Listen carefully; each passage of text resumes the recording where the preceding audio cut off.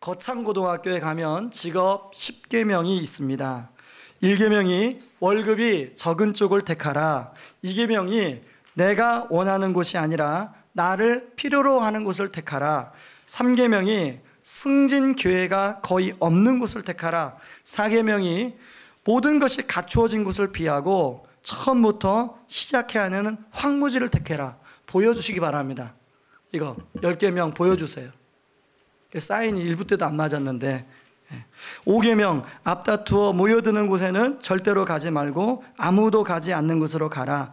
6계명 장래성이 전혀 없다고 생각되는 곳으로 가라. 7계명 사회적 존경 같은 것은 바라볼 수 없는 곳으로 가라. 8계명 한가운데가 아니라 가장자리로 가라. 9계명 부모나 아내나 약혼자나 결사반대를 하는 곳이면 틀림없으니 의심하지 말고 가라. 10계명 왕관이 아니라 단두대가 기다리는 곳으로 가라. 사실 일반적인 관점에서 보면 이 직업 10계명은 너무 현실을 모르는 소리입니다. 세상을 몰라도 너무 모르는 이야기의 배경에서 나온 거예요. 왜냐하면 1계명부터 우리의 상식하고는 맞지 않습니다. 실제로 요즘 젊은이들이 배우자를 선택하는 트렌드를 보니까 남자는 1순위가 여자의 외모, 2순위가 경제력, 성격, 학벌 이렇습니다. 여자는 1순위가 남자의 직업과 경제력, 학벌, 성격, 외모. 그러니 이왕이면 연봉이 많은 직장으로 가려고 그러지 연봉이 적은 직장으로 직장을 가려는 젊은이가 거의 없습니다. 이 직업 10계명을 만든 사람이 거창고등학교의 3대 교장인 전영창 선생님입니다. 이 전영창 선생님은 미국에서 이제 박사 공부를 하는 중에 6.25 동란이 일어났다는 얘기를 듣습니다. 6.25 동란이 일어났다는 얘기를 듣고 학장을 찾아가서 지금 우리 조국에 전쟁이 났으니 내가 지금 나를 좀 보내주시면 나라도 참전해서 나라를 살리는 일에 도움이 되겠습니다. 그러니까 학장이나 지도교수나 무슨 얘기입니까? 지금 전쟁이 난 사람들은 전쟁이 났다고 미국으로 오는 편인데 당신은 그 사지로 들어가냐고 말렸습니다. 그래도 또 이 사람 생각이 완고하니까 이제 교수들이 모여서 학칙을 개정해서 박사학위를 3개월 있다가 받아야 되는데 미리 박사학위를 주고 그 사람을 보냈습니다. 그래서 그분이 와서 이제 6.25에 참전을 하고 6.25가 잘 마치고 어느 유명 대학의 이제 학장으로 초빙을 받았습니다. 그리고 또 이분이 신학을 해서 서울의 어느 큰 교회 담임 목사로 청빙을 받았습니다. 근데 이분이 두 군데 그 초빙받고 청빙받은 곳에 가면 너무 편하고 할 일이 많지만 그런 걸 다 거부하고 그 당시에 이제 폐교 직전에 있던 경남 거창에 있는 거창고등학교의 교장 선생님으로 부임해 갔습니다. 그러면서 이분이 바로 이 직업 10계명을 만들었다는 것입니다. 저는 이 전영창 선생님이 그 선택의 갈림길에서 어떻게 그것을 선택할 수 있었을까를 고민하면서 이분은 우리들하고는 남다른 생각을 가지신 분이구나 그런 생각을 하게 되었습니다. 오늘 본문에도 보면 이런 선택의 갈림길에 서 있는 두 여인이 나오고 있습니다. 6절에 보면 여호와께서 자기 백성을 돌보시사 그들에게 양식을 주셨다 함을 듣고 나오미는 이제 두 며느리와 함께 하나님이 자기 고향에 그런 이제 돌보시고 은혜를 베푸신다는 소식을 듣고 두 며느리와 함께 고향 땅으로 돌아갑니다. 베들레헴으로 돌아가요. 길을 가다가 보니까 자기는 이제 베들레헴으로 돌아가니까 그래도 뭔가 기댈 때가 있지만 이 두 며느리 입장에서 생각해 보니까 두 며느리는 베들레헴으로 돌아가는 길이 결코 기쁜 게 아닌 것 같아요. 그래서 나오미가 이제 두 며느리한테 이야기합니다. 애들아, 나는 내 고향으로 가지만 너희들은 너희들 고향으로 돌아가라. 너희 어머니가 있고 너희 신들이 있는 곳으로 돌아가라. 권면을 하니까 이 두 며느리가 어떤 반응을 보내면 어머니, 그게 무슨 말입니까? 어머니, 그건 말이 안 됩니다. 우리는 어머니와 함께 하겠습니다. 여러분, 보통 가장 어려운 관계가 시어머니와 며느리 관계 아닙니까? 그런데 참 이 나오미와 이 오르바 룻과의 관계는 보기 드문 관계였던 것 같아요. 시어머니는 며느리 입장을 생각하고 또 며느리는 시어머니 입장을 생각하고 서로가 서로를 배려하는 거예요. 그러니까 이제 나오미가 다시 그 말을 듣고 뭐라고 이야기하냐면, 자기가 얼마나 소망이 없는 여인인가 아주 구체적으로 이야기합니다. 1장 11절부터 13절까지 구체적으로 이야기하니까 그 이야기를 듣고 이 오르바는 뭐라고 하냐면, 나오미에게 작별 인사를 하고, 그러면 어머니, 제가 참 어머니 혼자 가시면 안 되셨지만 제가 제 길을 가겠습니다. 작별 키스를 해요. 그런데 룻은 어떤 선택을 하냐면, 자기의 동서 오르바는 어머니에게 작별을 구하는데 이 동서 룻은 그를 붙쫓았더라, 이렇게 성경은 기록하더라는 것입니다. 사실 오르바의 선택은요, 지극히 상식적인 선택입니다. 지극히 합리적인 선택이에요. 아마 저나 여러분이나 그 오르바의 입장이라면 누가 그렇게 선택 안 하겠습니까? 제가 오르바일지라도 아마 그 선택을 했을 것입니다.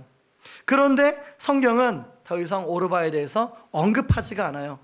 그러나 룻에 대해서는 보아스라는 좋은 남편을 만나게 되고, 그리고 모함 여인으로는 도저히 들어갈 수 없는 예수님의 족보에 올라가는 그런 축복을 누리게 되더라는 것입니다.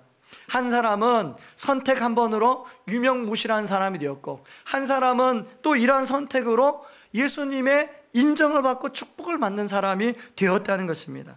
저는 이 선택을 생각하면서 우리도 그런 선택의 갈림길에 놓일 때가 많이 있는데, 저나 우리 성도님들이 그런 선택에서 이왕이면 룻처럼 하나님의 축복을 받는 선택을 하기를 주의 이름으로 축원합니다. 그렇다면 우리도 종종 이런 선택의 갈림길에 놓이게 될 때 이제 선택을 해야 될 텐데, 저는 이 룻을 보면서 한 3가지 우리가 선택하기에 앞서서 어떤 질문을 던질 것인가를 좀 살펴보기를 원합니다. 첫 번째는, 첫째, 환경과 조건을 우선적으로 보고 있지는 않는가. 오르바는 처음에는 본인도 어머니의 곁을 떠나지 않겠다고 그렇게 이야기합니다. 이런 모습만 보면 오르바도 참 훌륭한 며느리였어요. 그러나 나오미가 두 번째, 자신의 상황과 환경을 일목요연하게 설명하자 그 말을 듣고 마음이 움직입니다. 11절부터 13절 같이 한번 읽어봅니다. 시작. 나오미가 이르되, 내 딸들아 돌아가라. 너희가 어찌 나와 함께 가려느냐? 내 태중에 너의 남편들 아들들이 아직 있느냐? 내 딸들아 되돌아가라. 나는 늙었으니 남편을 두지 못할지라. 가령 내가 소망이 있다고 말한다든지 오늘 밤에 남편을 두어 아들들을 낳는다 하더라도 너희가 어찌 그들이 자라기를 기다리겠으며 어찌 남편 없이 지내겠다고 결심하겠느냐? 내 딸들아 그렇지 아니하니라. 여호와의 손이 나를 치셨으므로 나는 너희로 말미암아 더욱 마음이 아프도다 하매. 결국 오르바는 이러한 나오미의 현실적인 이야기를 듣고 마음을 바꿉니다. 그래서 오르바는 이제 자신을 생각해 보니까 어머니 곁을 따라가게 되면 평생 이 늙은 어머니 뒷바라지만 할 것 같아요. 자기의 인생은 없을 것 같아요. 내 남편 없이는 못 살 것 같아요. 그래서 오르바는 이제 어머니를 아쉽지만 곁에 두고 이제 어머니를 떠나서 자기의 길을 갑니다. 그렇지만 룻은 그 말을 듣고도 뭐라고 하냐면 14절에 그들이 소리를 높여 다시 울더니 오르바는 그의 시어머니에게 입맞추되 룻은 그를 붙쫓았더라. 이렇게 이야기하고 있습니다. 여기에 나오는 이 붙쫓았다라는 말은 디바크라는 말인데요, 매달리다, 붙잡다, 단단히 붙들다, 한몸이 되다, 그런 뜻입니다. 다시 말해서 오르바가 떠나는 순간에 이 룻은 시어머니를 단단히 꽉 붙들었다는 거예요. 혹시 시어머니가 자기를 떨어뜨릴까 봐.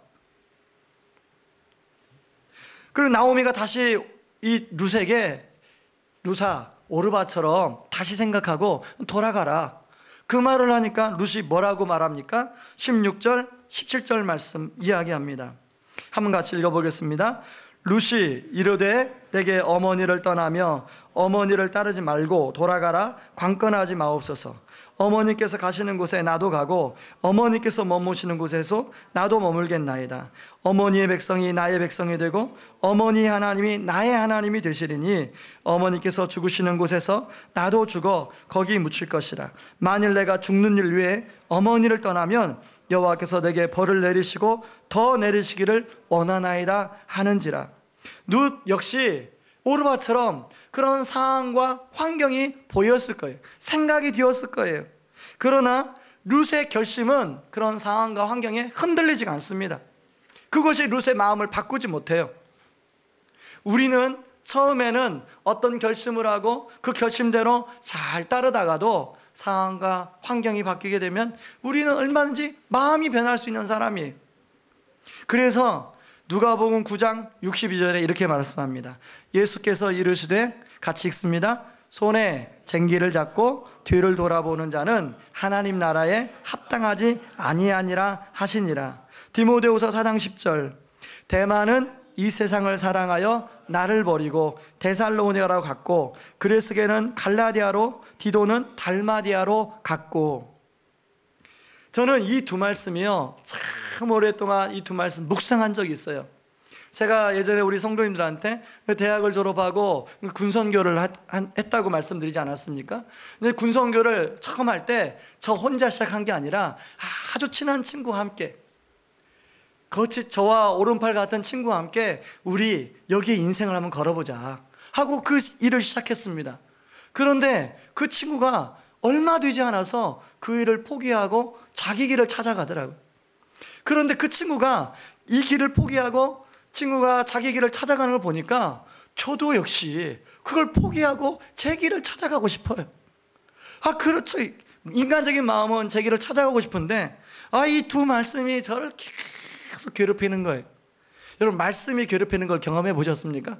자도 그 말씀이 떠오르고 눈을 떠도 그 말씀이 떠오르고 손에 쟁기를 잡고 뒤를 돌아보지 마라, 막 하나님이 막 음성이 들리는 것 같아요.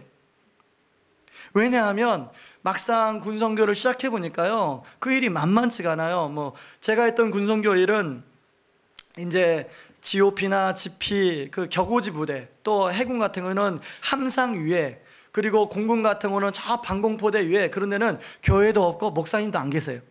그러다 보니까 예배가 안 드려져요, 주일 예배가. 그래서 그런 신앙 월간지를 만들어서 그곳에 보내서 그 병사들이 중심으로 성경 공부도 하고 예배도 드리고 또 도전도 받고 그렇게 하는 이제 신앙 월간지를 만들어서 한 월에 5,000부 혹은 10,000부를 찍어서 보냈습니다. 그래서 만들다 보니까요, 그 돈을 누가 대줍니까? 매달 이렇게 만들어야 되는데 한 달에 한 2천만 원 드는데요, 수입원이 딱 두 가지. 하나는 교회 후원, 또 하나는 일반 기업체 광고 후원. 교회 후원은 연말에 가서 인사만 잘 드리면 돼요. 한번 도와주기 시작하면 끝까지 교회는 도와줘요. 별로 관리를 안 해도 돼요. 근데 일반 기업체 광고 후원이요, 치열한 전쟁터입니다. 광고만 해도요, 종류가 얼마나 많은지 몰라요. 그런데 신앙 월간지, 여러분이 광고 담당자면 그 신앙 월간지, 그것도 군대에 들어가는 신앙 월간지 광고 해주시겠습니까? 광고 한번 하면 100만 원, 200만 원인데 가서 도와달라고 하면 이렇게 서류를 내밀면 제가 보는 앞에서 이렇게 던져버리고 문전박대하고 안 만나주고 그런 일들이 얼마나 많은지 몰라요. 그러니까 사회 초년병이, 저보다 나이 많은 과장, 부장 그런 분들이 막 인상 쓰면서 그러냐면 막 상처를 받아요. 저를 거부한 게 아니고 이걸 거부한 건데 마치 제가 거부당한 것처럼 느껴요. 막 그런 일 당하면 막 잠도 안 오고 막 스트레스가 쌓이고, 그 한두 번이 하죠. 그런데 어떻게 전방에 있는 군인들을 생각하면 해야 되는 거예요.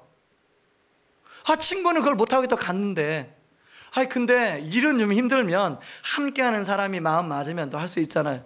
근데 이제 그 월간지를 발행하는 발행인으로 계시는 분이 또 그 보안대 출신이에요. 육군 보안대. 이분이 대령으로 예편해서 평생을 보안사 사람들 뒷조사하고 사람들 공작해서 넘어뜨리고 그런 일을 하셨던 분이. 여러분, 나중에 알고 보니까 그런 분들은 사람을 절대로 안 믿더라고요. 자기와 자기 부인 외에는 절대 믿어주지 않아요. 여러분, 일이 힘들면 사람을 좀 믿어줘야 되잖아요. 사람을 안 믿어주는 거예요. 근데 나중에 보니까 그분을 이해할 것 같아요. 왜냐하면 월남전에 참전해서 자기 부하들을 그 전쟁터에서 잃고, 그러면서 그 온갖 공작을 하면서 믿으면 자기가 죽으니까 안 믿는 거예요. 그러니까 이게 몸에 배인 거예요. 그러니까 얼마나 힘들어요. 친구는 이렇게 막 일 때문에 힘들어서 그만둔 게 아니라 자기를 안 믿어주는 지도자하고는 일할 수 없다. 그리고 그만두더라고요. 그런데 저는 막 친구 그만두니까 저도 그렇게 그만두고 싶어요. 저는 그래서요, 지금도 우리 성도님들 중에 영업을 한다 그러면 일단은 고개를 숙이고 존경합니다. 여러분 혹시 주변에 영업하는 분이 있으면 일단은 존경해야 됩니다. 왜냐하면 영업이란 게 쉬운 게 아니에요. 영업이라는 것은 상대방의 마음을 얻기 위해서 가서 내 자존심을 내려놓고 막 상대방의 마음을 얻기 위해서 때로는 빌어야 그걸 해주거든요. 그래야 같은 직장에 있는 동료들을 먹여 살릴 수 있으니까. 그 영업하는 분, 사장님들의 마음일 거예요, 그게. 그렇기 때문에 저는 그런 분들 이해가 되고 존경이 돼요. 여러분, 사실 우리는 오르바나 대마를 무엇이라고 할 수가 없어요. 왜냐하면 우리 안에도 오르바와 대마와 같은 성향이 지금도 있기 때문에 그렇습니다. 우리는 본능적으로 이왕이면 환경과 조건을 먼저 보게 될 거예요. 직장을 택해도 환경과 조건을 먼저 보게 되고, 배우자를 택해도 환경과 조건을 먼저 따지는 성향을 우리가 갖고 있습니다. 제가요, 참 이제까지 여러분 우리 형제 자매 선남 선녀를 서로 소개를 해봤는데요, 앞으로는 소개 안 하려고 그래요. 왜냐하면 참 저한테는 목사님 믿음이 있으면 됩니다. 목사님 다른 거 필요 없어요. 믿음이 있으면 됩니다. 그래서 정말 믿음이 좋고 믿음이 좋아서 만나라고 소개시켜줬더니 딱 한 번 만나고 제 스타일이 아닌데요 하고 헤어지더라고요. 그래서 겉으로는 믿음을 이야기하는데 속으로는 외모를 보고, 겉으로는 믿음을 이야기하는데 속으로는 경제력을 따지고, 그래서 소개시켜달라면 이제 소개 안 시켜요. 이제 왜? 진짜 믿음을 보면 제가 소개시킬게요. 소개 안 시킵니다. 많이 속았거든요, 제가. 여러분, 수험생들이 이제 수능을 보았습니다. 이제 수험생들이 이제 이번 수능이 좀 어려워서 수험생들도 마음이 힘들고 우리 수험생 부모들도 마음이 힘들 것 같아요. 왜냐하면 시험마다 좀 쉬운 시험이 있고 어려운 시험이 있는데 평상시 모의고사보다 그게 막 어려우니까 마음이 다운이 되는 거죠. 어떤 수험생 부모는요, 시험 본 날 잠을 못 주무셨다고 하더라고요. 저는 우리 그런 수험생 부모가 이 자리에 계시거나 우리 수험생들이 이 자리에 있으면 우리 주님의 위로가 있기를 바랍니다. 여러분, 학과를 선택할 때 주로 우리 어떤 기준 가지고 학과를 선택합니까? 취업률이나 평판도 혹은 부모의 강요에 의해서 간판을 보고, 그래 진짜 어떤 걸 선택해야 됩니까? 내 적성을 보고 선택해야 되잖아요. 근데 그런 성격 선택을 많이 하게 되면, 그런 본능을 따라가게 되면 나중에 후회를 할 수 있다는 것입니다.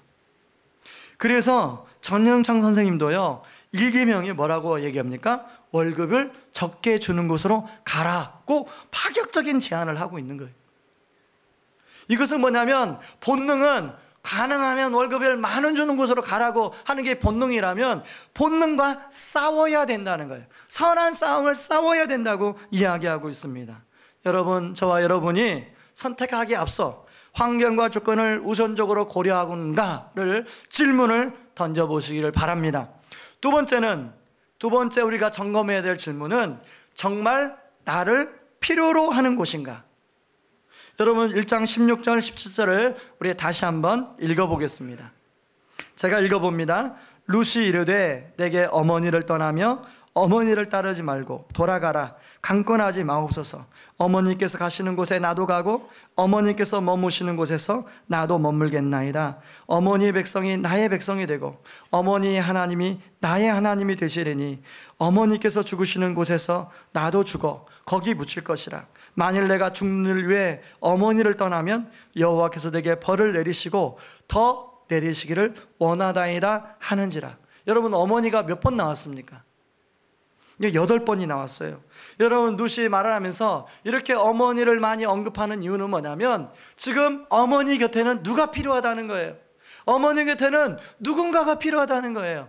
어머니가 혼자서 연세가 많이 드셔서 베들레헴으로 혼자 돌아갈 수가 없어요. 그리고 또 베들레헴으로 돌아간다 할지라도 거기서 혼자 그 연세가 드셔서 일할 수가 없어요. 먹고 살 수가 없어요. 누군가는 곁에서 도와줘야 되는 거예요. 그렇기 때문에 룻은 자신이 필요로 하는 어머니를 택했다는 것입니다. 여러분, 저는 왜 룻을 예수님은 자신의 족보에 들이셨을까를 저는 곰곰이 생각해 봤습니다. 그러다가 예수님의 선택이 생각이 났어요. 여러분, 하나님께서 이제 예수님한테 이렇게 부탁했습니다. 자, 하늘 영광 보좌를 누리는 생활이 너무 좋고 편한데 이제 할 일이 있다. 저 땅에 내려가서 저 죄악 가운데 멸망해서 헤매고 방황하는 사람들을 가서 구원해라. 성경에는 그런 이렇게 말씀했다고 안 나옵니다. 그냥 제가 상상해 보는 거예요. 자, 여러분이 그런 명령을 받은 예수님이라면 고민을 했겠습니까? 안 했겠습니까? 일부 때는 대답을 반응이 오시던데 리액션을 해주시 바랍니다. 고민을 했을까요? 안 했을까요? 당연히 고민했죠. 저 같으면 고민을 많이 했을 거예요. 왜? 지금 하늘 영광 보좌 누리는 생활이 너무 편하고 천사들이 섬겨주고 명예로운 자리니까. 그런데 저 땅에 내려가면 그거 모두 던져버리고 땅에 내려가자마자 헤롯이란 왕이 막 죽이려고 그러잖아요. 그리고 뭐 가짜도 아는 왕이라고 해서 막 뺨 때리고 막 군인들이 막 때리고 침 뱉고 그런 일을 당할 걸 생각하니까 내려가기 싫은 거예요. 그것도 십자가에 죽어야 되는 거예요. 그런데 예수님 뭘 선택하셨어요? 나를 필요로 하는 것을 선택하셨다는 거예요. 예수님을 필요로 하는 것을 선택했기에 저나 여러분이나 그 구원, 예수님의 베푸신 구원 때문에 지금 이 자리에서 예배를 드리는 것 아니겠습니까? 그러니까 예수님이 보실 때 나도 그 선택이 참 힘들었는데 저 이방 여인이 어떻게 그 선택을 할 수 있을까? 그 선택을 보고 그 룻의 믿음을 보고 룻을 자기 믿음의 계보에, 예수님의 계보에 드리는 겁니다. 저는 하나님은 바로 그런 선택을 보시는 줄 믿습니다. 지난주에 소개한 책에 김혜영 씨의 청춘아 가슴 뛰는 일을 찾아라, 제가 지난주에 그 책을 소개했습니다. 그리고 저는 그 주중에 또 그 책을 읽었습니다. 그 책에 보니까 그 김혜영 씨가 이제 그 편물 기술을 통해서 우리나라 대표로 세계 각종 장애인 대회에 나가서 1등을 했어요. 그래서 어려운 가정 동생들도 다 교육시키고 또 정신병 걸렸던 어머니도 이제 건강해지고 살만해졌어요. 사람들이 자기 이름 되면 김혜영 씨입니까? 이름도 알아주고. 이제 그러니까 대학을 가고 싶었어요. 근데 대학을 유명 대학의 의상학과를 지원했는데 떨어졌어요. 떨어지고 난 다음 자기 진로를 어떻게 할까, 재수를 할까 어떻게 고민하다가 이제 재수를 하려고 마음을 먹었습니다. 마음 먹고 공부를 하는데 마음이 불안한 거예요. 마음이 이건 아니네. 그러면서 자기한테 그런 질문 던졌다는 거예요. 과연 내 인생이 정말로 공부하는 게 맞을까? 아니면 또 다른 것이 있을까?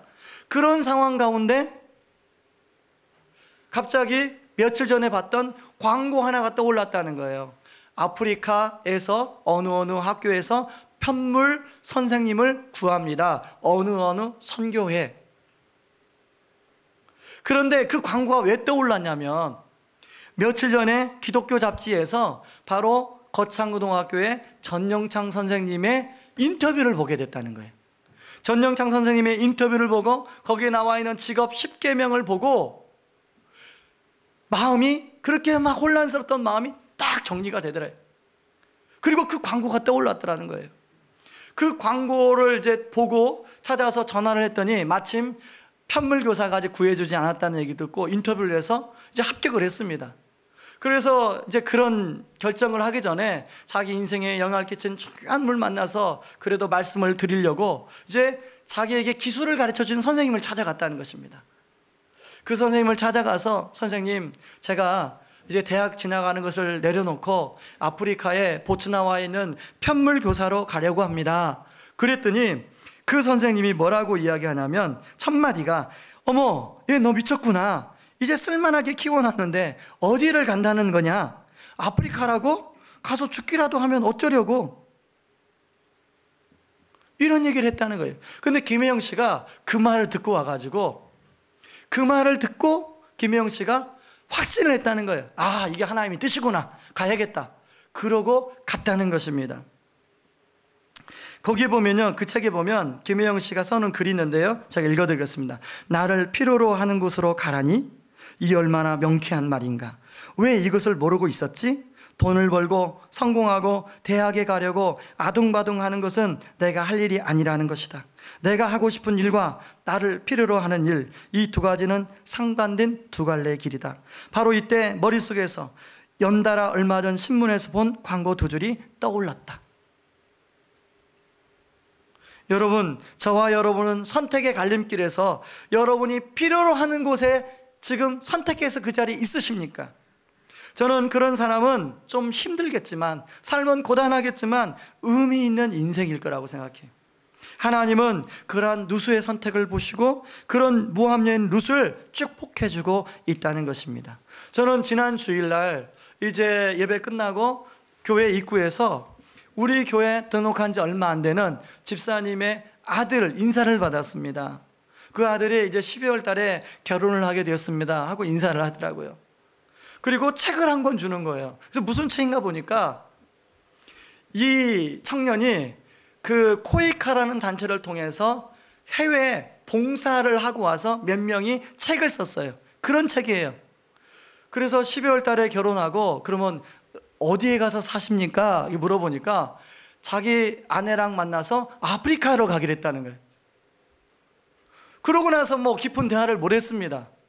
그런데 제가 부모님한테 얘기를 들어보니까 이 청년이 스리랑카에서 이제 봉사를 하고 했는데 자기의 젊음을 그렇게 제3세계에 가서 좀 자기가 마음 맞는 사람을 만나서 자기 가정을 이루어서 그런 곳에 가서 봉사하는데 자기 인생을 드리고 싶은 마음이 있어서 그렇게 결정을 했다는 거예요. 저는 그 청년 얘기를 듣고 그 책을 받고 다시 읽어봤습니다. 이 청년이 어떻게 결정하게 됐나? 아까 일부 예배 끝나고 다시 봤어요. 그랬더니 스리랑카에 가기 전에, 코이카에 가기 전에 자기 청년 20대 초반에 자기 인생을 어떻게 하나님이 부르셨나를 놓고 유럽을 순방하고 제3, 4기를 좀 돌아다니면서 하나님께 뜻을 묻는 한 1년 반의 과정이 있었더라고요. 그러면서 거기서 결정을 하게 됐더라고요. 저는 그 청년 개인적으로 한번 가기 전에 만나보고 싶어요. 그래서 만나서 마음껏 축복해주고 싶어요. 여러분, 젊은이가 이제 말이 아프리카지 그거 쉽겠습니까? 쉽지 않을 거예요. 고단하고 힘들 거예요. 문화와 환경이 다르고 또 스리랑카하고는 또 다를 거예요. 얼마나 어려운지 모를 거예요. 그러나 하나님이 그 결정에 우리 하나님이 함께 해줄 줄 믿습니다. 그러므로 저는 우리 청년들한테 부탁해요. 더 늦기 전에 연봉보다는 나를 필요로 하는 곳으로 선택할 수 있기 바랍니다. 마찬가지의 어른들도 환경과 조건보다는 나를 필요로 하는 곳이 무엇인가? 여러분, 이제 가정을 이루어서 어쩔 수 없이 지금 가정을 이룬 상태에서는 가정을 버리고 그럴 수 없잖아요. 그냥 가정을 그냥 계속 이루고 사세요. 그런데 여러분이 이제 은퇴를 하고 나면 정말로 나를 필요로 하는 곳이 어딘 곳인가? 그런 곳을 향해서 여러분이 하나님께 또 기도하고 그 필요한 곳이 한국이라면 한국에 계세요. 필요한 곳이 아직까지 우리 가족이라면 그 곁에 있어야 됩니다. 다 떠나면 지구는 누가 지킵니까? 그러나 하나님이 마음에 부담을 주시고 하나님께서 어떤 나에게 그럼 주시면 여러분 그거 가지고 기도하시고 나를 필요로 하는 곳에 저는 있기를 주님의 이름으로 축원합니다. 세 번째는 하나님의 뜻에 합당한 결정인가? 여러분, 오르바가 시어머니를 떠나기로 결심했을 때 오히려 룻은 어머니를 붙쫓았다고 얘기하고 있습니다. 그것은 이 붙쫓았다는 것은 룻 안에 오르바가 옆에서 흔들어도 흔들리지 않는 뭔가 강한 신념이 있었다는 거예요. 제가요, 친구가 저를 떠나니까 제가 흔들리더라고요. 아마 오르바가 같이 고생을 했던 오르바가 떠나니까 룻은 마음이 흔들렸을 거예요. 그런데 그런 흔들리는 룻의 마음을 붙잡아줬던 것은 룻 안에 있는 강한 신념이에요. 그럼 그 신념의 근거가 무엇이냐? 6절 한번 보시기 바랍니다. 6절 같이 읽어봅니다. 그 여인이 모압 지방에서 여호와께서 자기 백성을 돌보시사 그들에게 양식을 주셨다함을 듣고 이에 두 며느리와 함께 일어나 모압 지방에서 돌아오려 하여. 지금 베들레헴으로 돌아가는 길은 어떤 길이냐면 여호와께서 자기 백성을 돌보신다는 소식을 듣고 가는 길이에요. 그러니까 앞으로 베들레헴에 가면 하나님의 돌보심이 자기에게도 있을 거라는 믿음이 있는 거죠. 16절 한번 읽어보시기 바랍니다. 16절 쉬운 성경으로 같이 읽겠습니다. 그러자 룻이 말했습니다. 저더러 어머니를 떠나라고 하거나 어머니 뒤를 따르지 말라고 하지 마십시오. 저는 어머니가 가시는 곳에 따라가고 어머니가 사시는 곳에서 살겠습니다. 어머니의 백성이 제 백성이고 어머니 하나님이 제 하나님이십니다.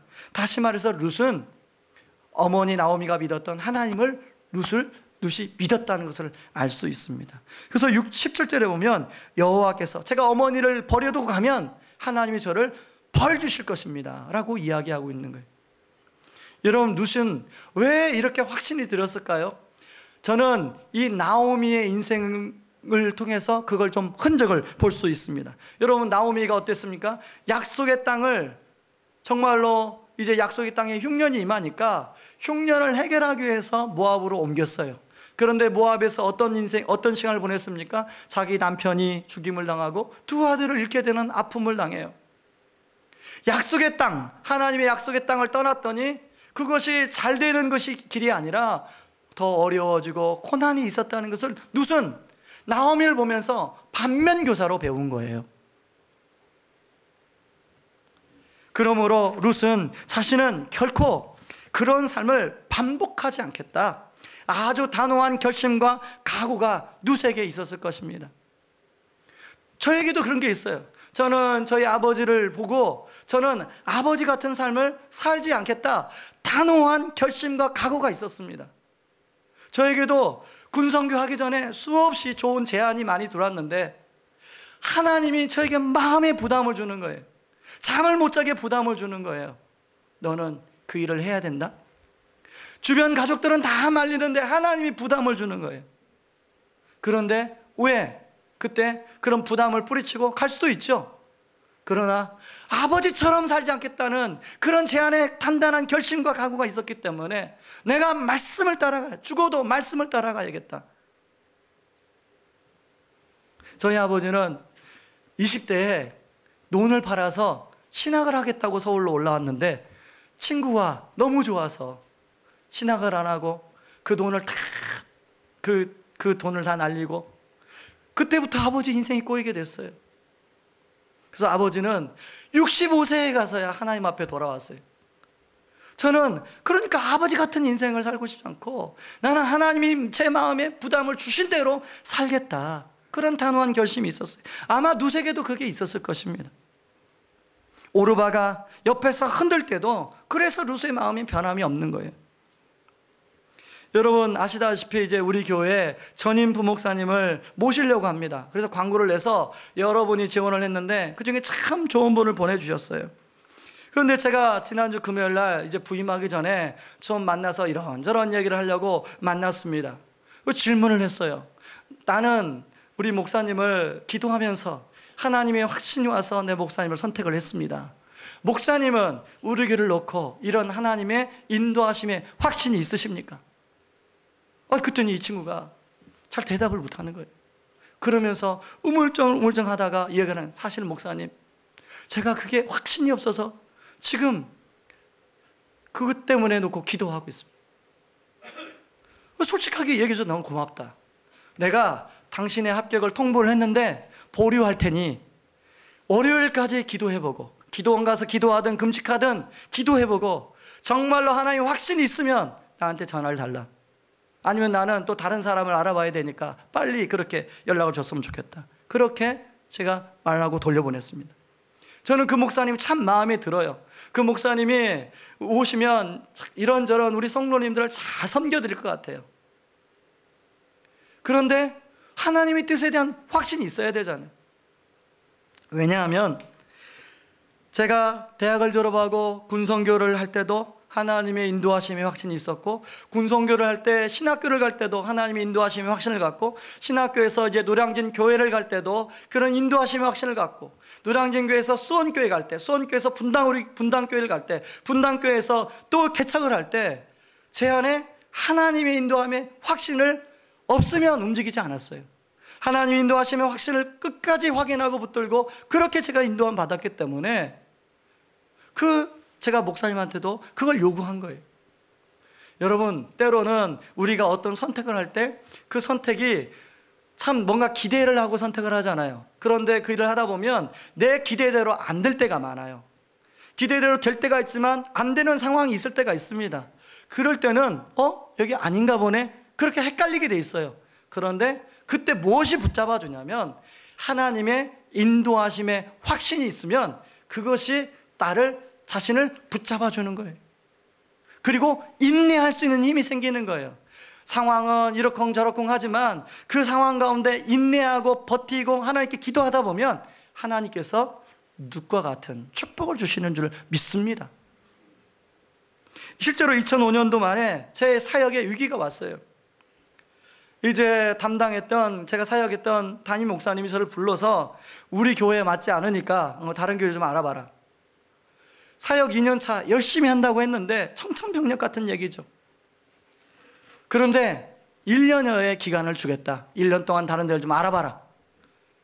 지금 당장 그만둬도 좋다. 저는 자존심이 있으니까 당장 그만두고 싶죠. 그때 이제 그런 얘기를 듣고 성도님을 만나는데 성도님이 저 앞에 인사를 해도 그래, 당신은 우리 교회랑 안 맞아, 당신 떠나, 마치 그렇게 이야기하는 것 같아요. 막 그런 얘기 막 들리는 거예요. 얼마나 그게 괴로운지 아십니까? 근데 그런 얘기를 집사람한테 얘기를 못해요. 혼자만 꽁꽁 앓고 있는 거죠. 근데 제가 하나님의 인도하심의 확신을 받고 왔기 때문에 하나님께 물어봐야 되잖아요. 움직일 때, 하나님, 제가 이 교회를 떠날 때가 지금입니까? 그렇게 하나님께 기도하는데 하나님은 아직은 아니다, 그렇게 말씀해 주시는 거예요. 그래서 당장 제 자존심 같아서는 당장 사표를 내고 싶은데 아직은 아니라고 하시니까, 그러면 하나님, 제가 왜 이런 얘기를 듣는지를 알려주십시오. 여기에 뭔가 하나의 메시지가 있다는 거 알려주십시오. 놓고 기도했더니 제가 그동안에 그 시행착오 했던 잘못들, 연약했던 것들을 이런저런 사람을 통해서, 책을 통해서, 말씀을 통해서 알려주기 시작하니까 그것들을 가지고 이제 하나하나 시행착오 했던 것들을 마치 복귀하듯이 하나하나 그렇게 제 삶을 고쳐나가고 했더니 하나님이 저에게 은혜를 주시는 거예요. 인내하고 그 시간을 잘 보냈더니 바로 교회 개척이라는 선물을, 생각지도 못해서 선물을 하나님이 주시는 거예요. 만약에 제가 그때 인내하지 못하고 떠났다 그러면 저는 오늘날의 이런 열매는 없어졌을 거라고 생각합니다. 우리 교회는 다른 교회에서 옮겨오신 분들이 많이 있습니다. 그리고 앞으로 또 그런 분들이 계실 거예요. 저는 그런 분들한테 도전하고 싶어요. 여러분들은 우리 교회 올 때 이런 하나님의 인도하심에 확신이 있어서 오셨습니까? 인도하심에 확신이 있으면 우리 교회 와서 여러분이 교회를 등록하기 전에, 그래, 우리 교회에 등록을 하게 되면 이런 면 저런 면 좋은 면이 있을 것이다. 그러나 때로는 신앙생활 하다 보면 사소한 부딪힘도 있게 되고 마음이 상하는 일도 있게 되고 하게 됩니다. 근데 그걸 버텨줄 수 있는 힘이 뭐냐면 하나님의 인도하심의 확신이에요. 저는 그런 분들은요, 어떤 어려움이 있어도 흔들리지가 않더라고요. 근데 그분이 흔들리지 않고 인내하니까 하나님이 그분을 정말로 누처럼 축복해 주시는 것을 저는 여러 번 봤습니다. 저는 우리 성도님들이 그런 하나님의 축복을 받기를 주님의 이름으로 축원합니다. 말씀의 결론을 맺겠습니다. 선택의 갈림길에 있는 오르바와 룻을 우리가 살펴보았습니다. 오르바는 자신의 고향과 신들에게로 돌아가는 선택을 했습니다. 룻은 아무런 미래가 보장되지 않지만 시어머니 나오미를 붙잡는 선택을 했습니다. 그런데 그로 인해 똑같은 환경에서 출발했는데 상황은, 오르바와 룻의 상황은 전혀 달라졌습니다. 여러분, 우리도 인생의 갈림길 앞에 놓일 때가 많이 있습니다. 그런 인생의 갈림길 앞에 놓일 때 조그만 구멍가게를 시작하든지, 아니면 여러분이 어떤 진로를 놓고 기도하든지, 아니면 여러분이 어떤 방향을 놓고 기도할 때 이 세 가지 질문을 던져보시기 바랍니다. 그리고 여러분을 점검해 보시기 바라요. 첫째, 나는 환경과 조건을 우선적으로 보고 선택하려고 하는가? 두 번째, 나는 정말 나를 필요로 하는 곳을 선택하는가? 세 번째, 하나님의 뜻에 합당한 결정인가? 이 세 가지 질문을 던짐으로 여러분이 룻처럼 올바른 선택을 함으로 하나님의 축복을 받아 누리는 모든 성도님들 되기를 주님의 이름으로 축원합니다. 우리 이 시간에 같이 여러분들하고 부르고 싶은 찬양이 있었어요. 부르신 곳에서라는 찬양인데, 여러분 때로는 부르신 곳에서 나는 예배하네. 그런데 부르신 곳에서 예배하다 보면 좋은 일도 있지만 때로는 인내하고 참아야 될 일이 많이 있어요.